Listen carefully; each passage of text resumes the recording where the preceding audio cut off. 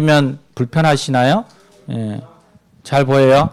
예. 그러면 앉아서 하겠습니다. 저도 앉아서 한번 해보고 싶은 마음이 굴뚝 같아서 한번 앉아서 해보고 싶습니다. 저 두 번째 소원이 청바지 입고 예배 인도하는 겁니다. 조만간에 할 겁니다. 또 여러 가지를 한번 시도해 보도록 하겠습니다. 우리가 말씀을 나누면서 제가 이번 주 지난주 목요일 날 목사님들하고 이렇게 만나서 이야기를 하다가 한 가지를 깨달은 게 있었어요. 그것을 그래서 이번 주에 이렇게 좀 찾아보았거든요. 그래서 우리가 한번 좀 생각해 보고 싶습니다. 여러분이 어느 날 자녀를 불러서 부탁을 하나 했어요. 그래서 아들이 있는 분들은 아들이라고 생각을 하고 딸이 있는 분들은 딸이라고 생각을 하면서 이런 생각을 한번 해보십시오.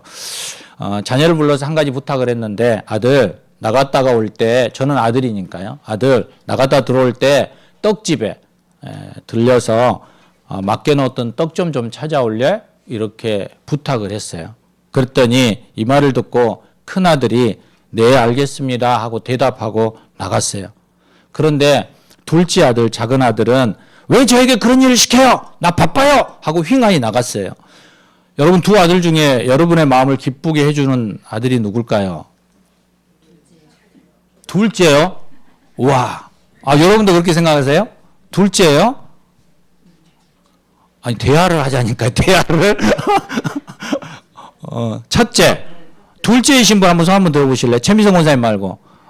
예, 그래요. 우리 필립이가 둘째다 보니까 둘째 무조건 선들을 해요. 그래, 첫째일 거예요. 첫째 아들. 그런데 좀 반전이 생겼어요. 어떤 반전이냐면 제 말을 듣고 예 그렇게 하겠습니다 했던 첫째 아들은 다른 일을 하느라고 부모님과 지키기로 한 일을 하지 않았어요. 못했죠. 안 한 건지 못한 건지는 잘 모르겠어요. 그런데 작은 아들은 내가 잘못했다. 부모님이 말씀하셨는데 내가 왜 그렇게 했을까? 그거 반성하고 그리고 떡집에 들려서 떡을 찾아왔어요. 여러분 이번에는 어떤 아들이 마음에 행복을 주시나요? 둘째 아들이겠죠. 저도 그렇게 생각을 합니다. 그러면 우리가 두 이야기를 이렇게 이제 연결해 보려도 이렇게 하나 연결해서 부모님이 자녀를 불렀어요. 그리고 집에 올 때 떡집에 들려서 떡을 찾아와라 라고 얘기를 했어요. 그랬더니 큰아들이 부모님 말씀에 예 알겠습니다 해놓고 다른 일을 하느라고 부모님이 시킨 일을 하지 않았어요. 여기까지죠. 둘째 아들은 부모님이 집에 올 때 떡집에 들려서 떡을 찾아와라. 예, 왜 내게 그런 일을 시켜요? 그렇게 얘기하고 가다가 뉘우쳐서 저녁에 떡집에 들려서 떡을 찾아왔어요. 두 개를 연결해서 생각했을 때 여러분 어떤 아들이 더 마음의 기쁨이 되나요? 첫째 아들, 둘째 아들. 손을 안 드신 분들은 둘 다 그냥 필요 없어. 내 기대 이하야 그렇게. 이러면 안 되는데.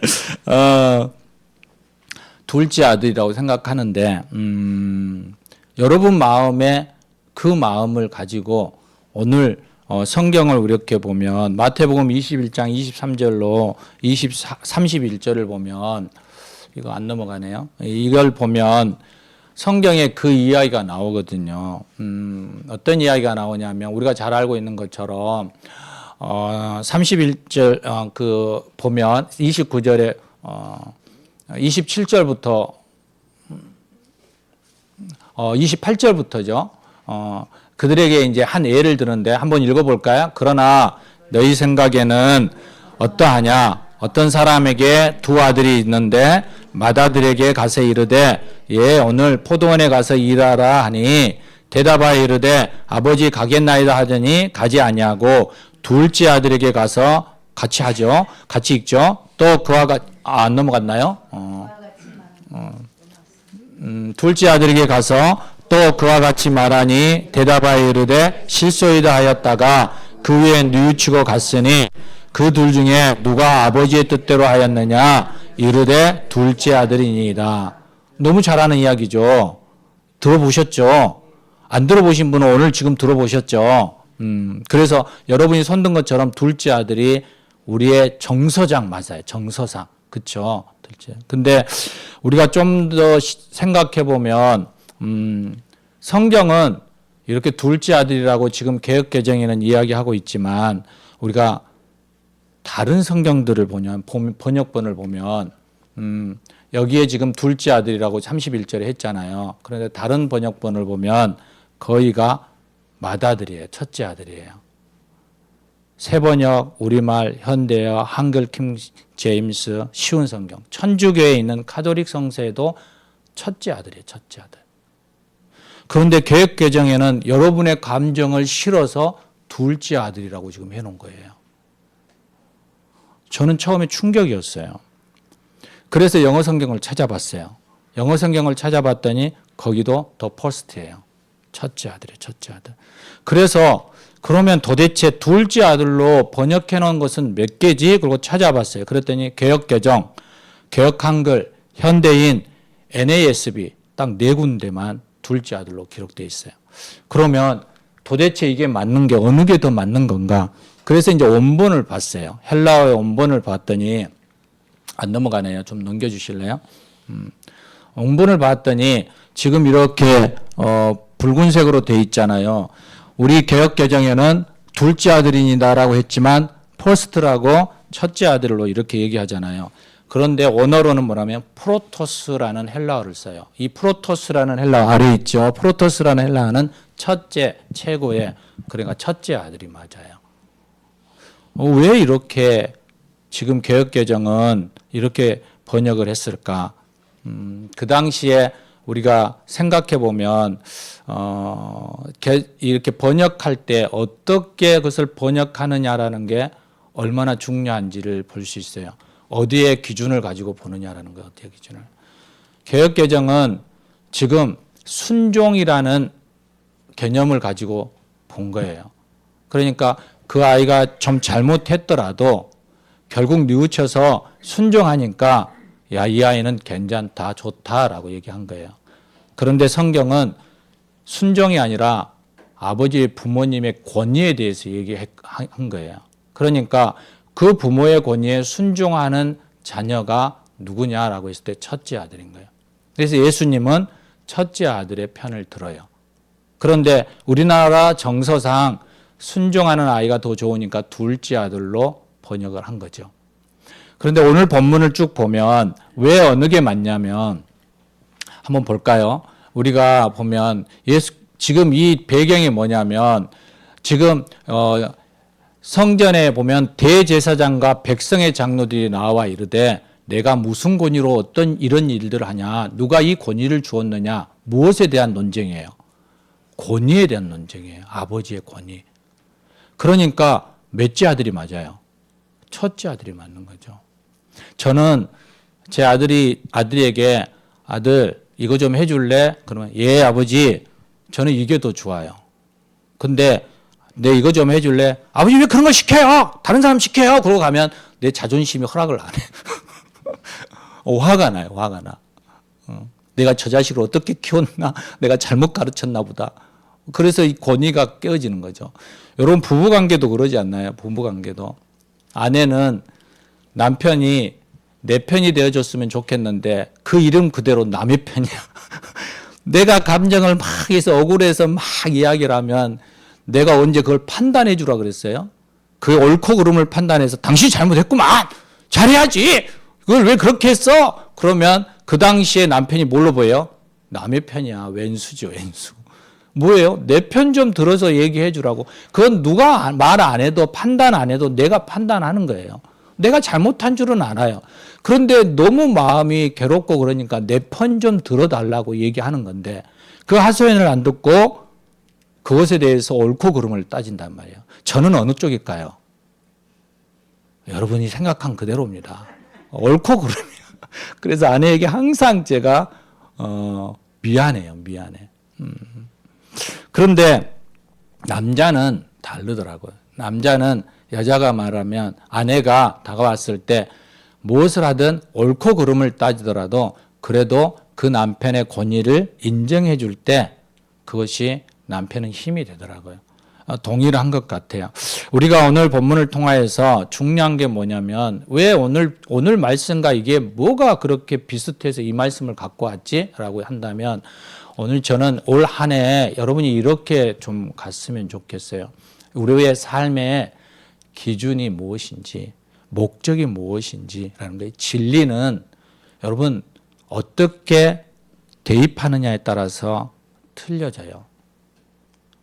우리가 보면 종종 제가 얘기했잖아요. 이스라엘 민족이 가나안을 정복할 때 그 백성의 어린아이에서부터 외국에 태하죠. 어린아이, 생명이 없는 아이에서부터 늙은이까지 다 진멸해서 죽여라 그래요. 이것은 너무 잔인하잖아요. 그런데 그렇게 해야만 했어요. 왜요? 하나님이 그렇게 하시라 했으니까요. 선은 윤리와 도덕적인 것을 따지면 너무 좋지만, 그러나 그것이 하나님의 말씀과 부딪힐 때에는 뭐가 선이냐라고 물었을 때 세상 사람들은 당연히 세상적인 기준과 윤리와 도덕을 가지고 이게 선입니다라고 말하죠. 그리고 우리도 그렇게 따라갈 때가 있어요. 그런데 우리 그리스도인들은 왜 그리스도인이라고 해요? 그리스도, 바로 예수의 가르침 안에 순종하기로 결단한 사람들이란 말이에요. 그래서 우리 안에는 부딪힐 때 세상이 그런다 할지라도 하나님의 말씀과 부딪힐 땐 하나님의 말씀의 기준 안에서 가는 거예요. 진리가 무엇이냐라고 했을 때 사람들은 세상의 윤리와 도덕과 가치 기준을 가지고 말을 할 때 우리는 그것이 진리라고 얘기하죠. 과학과 이성과 우리가 오늘 주일날 얘기했던 계몽주의 안에서 그것에 따라서 그들은 모든 게 법칙을 전해서 갔잖아요. 그런데 결국은 뭐예요? 선한 것이 하나도 없다라고 얘기하거든요. 여러분, 그래서 우리 안에 느껴지는 게 뭐냐면 내가 어떤 기준을 가지고 가느냐라는 것은 정말 중요해요. 우리는 하나님 말씀 안에 서는 거예요. 오늘 본문은 여기 마태복음 21장을 보면 권위에 대해서 이야기를 했는데 내 의지, 내 생각에 이것이 좋다고 생각하니까 어떻게 바꿨어요? 둘째 아들로 바꿔버렸어요. 여러분, 우리도 그렇게 갈 때가 있어요. 살아가다 보면. 하나님의 말씀과 하나님의 마음이 우리 안에 오는데 세상이 그렇게 얘기하고 사람들이 그렇게 하니까 나도 뭐 그렇게 하지. 그러면서 세상이 진리라고 얘기하니까 그게 진리인가 보다. 그거 따라가죠. 그런데 우리는 그 진리가 무엇인지를 다시 한번 점검해 보기를 원합니다. 내게 있어서 세상과 윤리, 세상의 법칙과 윤리를 버려라는 게 아닙니다. 만약 말씀과 부딪힐 때, 성령이 내게 말씀하시는 것과 부딪힐 때 우리는 용기가 필요해요. 용기가. 그리고 담대하게 우리는 하나님의 편으로 우리가 결정하며 걸어가는 용기가 필요해요. 그래서 예수님이 말씀하시는 거예요. 너희는 담대하라고, 대장부가 되라고. 왜 세상과 부딪혔을 때 용기 있고 대장부가 되지 않으면 거기를 이길 수 없으니까요. 진리가 우리 안에 어떠한 흐름을 갖고 가기를 원합니다. 여러분, 인문학은 이렇게 얘기하더라고. 인류의 정체와 가치의 운명을 연구하는 학문이라고 얘기하네요. 그런데 인문학이 문사철이라고 그러거든요. 문학과 역사와 철학의 주제인데 이 주제로 인류에 대한, 인간에 대한 객관적인 역사의 증언을 통하여 얻은 답이 있었어요. 그 결과가 뭐냐면 인간은 의인이 없고 악밖에 선택할 수밖에 없다라는 결론을 내렸어요. 여러분, 이 앞에 여러분 어떤 진리를 써야 될까요? 어떤 기준을 써야 할까요? 2025년 시작할 때 진리가 너희를 자유롭게 하리라. 그 진리는 하나님의 말씀이에요. 예수 그리스도예요. 여러분, 그 예수 그리스도 앞에 나아가기를 소망합니다. 지금 시대가 종교다원주의이고 우리는 대한예수교 장례 통합 측인데 통합 측은 WCC의 KNCC를 따른다고 해서 많은 사람들이 막 비난해요. 저도 싫어요. 저도 싫거든요. 청년들이 와서 말하면 저도 싫다 그러거든요. 저도 아니라고 얘기하거든요. 그런데 중요한 게 거기서 얘기하는 종교다원주의적인 어디로 가나 통합적인 그러한 이야기를 할 때 우리는 성경이 뭐라고 얘기하나요? 예수 외에는 다른 구원이 없다고 얘기하니까 그냥 우리는 성경과 세상이 부딪히니까 우리는 어느 쪽에 서는 거예요? 그냥 성경 속에 서는 거예요. 그러다 보면 학교를 다니다 보면 우리 학생들을 따돌림 당하고 또 핍박도 되고 그리고 폭력 앞에 머물 수도 있겠죠. 그럼에도 그래서 그때 용기와 대장부 같은 힘이 필요한 거예요. 그래서 그 길을 갈 수 있는 우리 안에 힘이 있어야 되는 거예요. 사랑하는 여러분, 오늘 진리가 너희를 자유케 하리라 이 말씀 앞에 우리가 반응할 때 주님 그렇습니다. 예수 그리스도 하나님의 말씀 안에 우리 주일날 했잖아요. 너희가 내 안에 하나님 말씀 안에 예수 그리스도 안에 있을 때 너희가 진리 자유롭게 된다라고. 예수님의 포도나무가 열매를 맺는 것은 가지가 어디에 붙어 있어야 돼요? 포도나무에 붙어 있기만 하면 돼요. 뭔가를 막 하지 않아도 붙어 있기만 하면 돼요. 여러분 제가 개척을 해서 시작할 때 얼마나 열심히 했는지 아세요? 하루 24시간 이 증인 있잖아요. 두 사람. 정말 잠을 얼마 안 자고 그냥 했어요. 시찰에 가고 노예 가면 뭐 회의 끝나고 나면 그 사람들은 밥 먹고 어디 놀러 가고 어디 가면 저는 회의 딱 끝나고 밥만 먹으면 교회 왔어요. 시간이 하나님이 주신 저가 죽었다가 살아났잖아요. 하나님이 주신 시간을 어떻게 그렇게 낭비할 수 있느냐. 그리고 저는 와서 죽으라고 했어요. 그래서 열심히 하니까 그만큼 성과는 있었겠죠. 그런데 탈진하고 힘들고 그 안에서 무너지더라고요. 그냥 붙어 있으면 되는데 붙어 있기만 하면 되는데 여러분 제가 본성교회 와서 한 일이 뭘까요?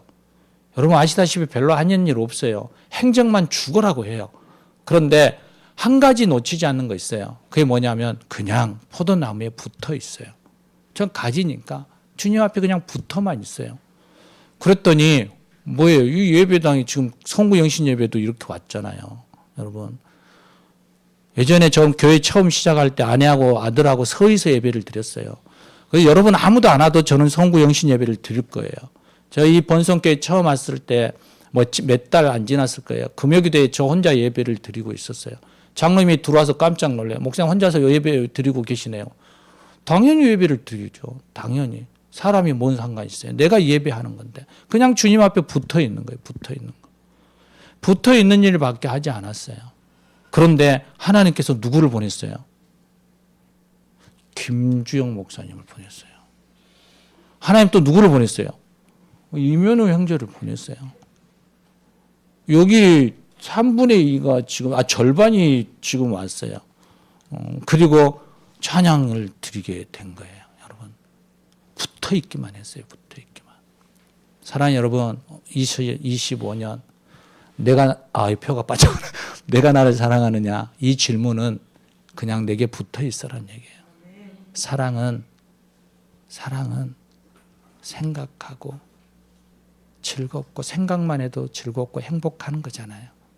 그 주님은 내게 그 말씀을 하시는 거예요. 그냥 내게만 있어. 그러면 내가 할 거야 라는 거죠. 2025년 여러분에게 그런 은혜가 있기를 원하고 참 진리에서 참 자유로 나아가는 저와 여러분 되시기를 주의 이름으로 축원합니다. 우리 함께 기도하시겠습니다.